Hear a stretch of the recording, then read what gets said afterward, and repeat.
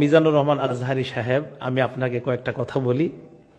বিফাদলিল্লাহি আলাইকা আন তুতালিআ উসুল আল ইফতা ওয়া উসুল আল ফিকহ, খাসাতান আলাইকা আন তাকরা উসুল আল ইফতা আল্লাযী আল্লাফাহু الشيخ مفتي تقي عثماني حفظه الله، وعليك أن تقرأ عقود رسم المفتي، وعليك أن تقرأ आप कैसे फतवा दे الذي ألفه شيخ الحديث سعيد أحمد بالنبوري حفظه الله.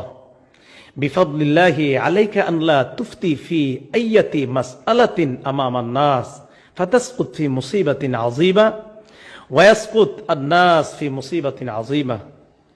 بفضل الله عليك أن تقرأ وتطالع أولا ثم تفتي أمام الناس. وقلت لك هذه الأقوال باللغة العربية لكي لا يفهم الناس. بفضل الله عليك أن تفعل هذا وعليك أن لا تفعل ذاك كما فعلت قبل أسبوع. بفضل الله أنت مفسر، أنا أعلم هذا جيدا.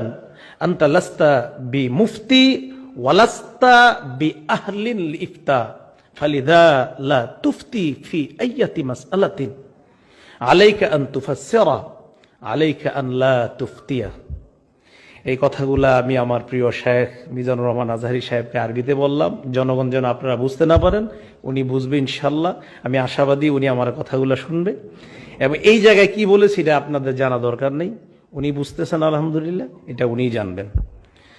প্রিয় আজহারি সাহেবের কাছে এবং সারা পৃথিবীর ওলামায়ে কেরামের কাছে আমার আরেকটা আবদার, যে বিষয়ে আপনারা পণ্ডিত, আমরা শ্রোতা যারা আছি ওই পণ্ডিতকে ওই বিষয়ে আমরা প্রশ্ন করব।